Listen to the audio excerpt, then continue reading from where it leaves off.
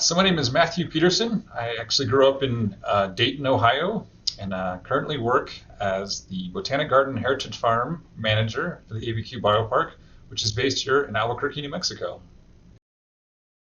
My current role as Botanic Garden Heritage Farm Manager, I really am in charge of kind of the guest experience and also providing overall maintenance and care for the garden and also the farm. So within that, we have a variety of we have an apple orchard and also a variety of trees here and also flowers and ornamentals. So yeah, it's a lot of work of just scheduling various tasks on how to manage the trees and also care for the trees and water the trees. So safety when working in trees is obviously the number one priority.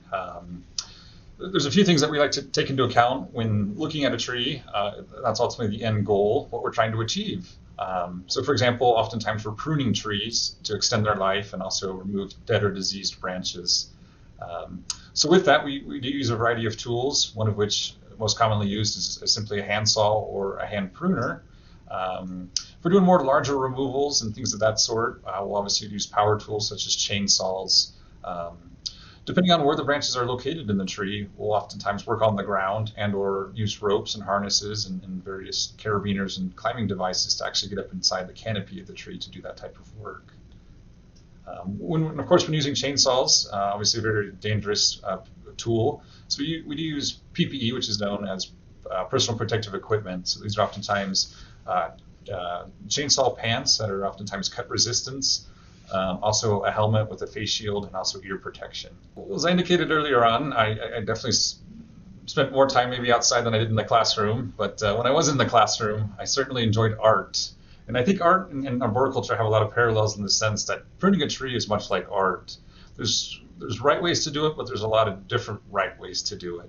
So when looking at a tree, you could prune multiple different branches. So it's really kind of up to you to determine which one's the correct one. And again, multiple branches that it could be pruned could be the correct ones. So it really is an art form when pruning trees. And you got to really think about all the different scenarios and the ultimate goal when pruning trees.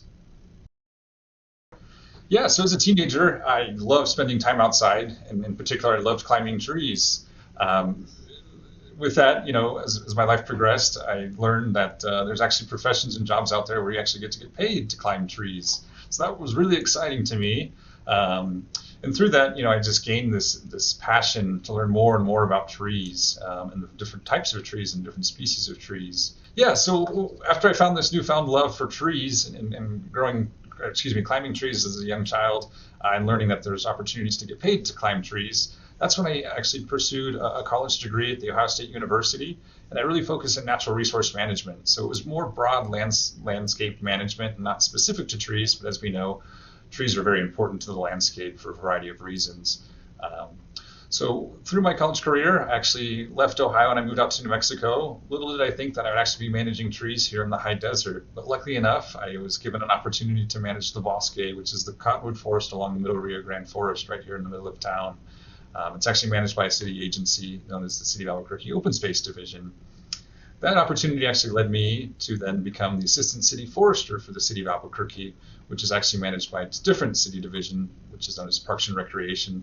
So I was managing trees within 300 city parks right here in the City of Albuquerque.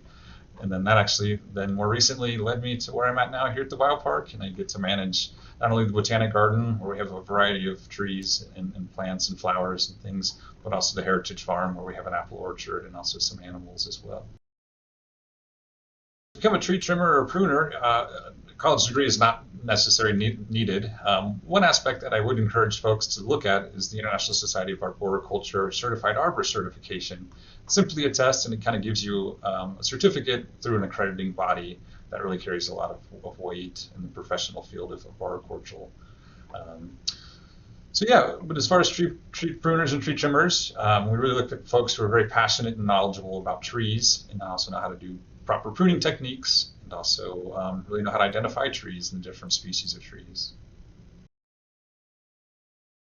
I feel very lucky to be in the field of work I am in because I really do love trees and I love nature and I love being outside.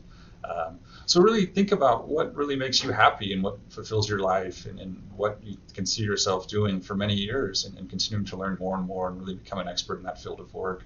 I think that'll be great for you as far as you pursuing a career that you'll certainly enjoy for for years to come.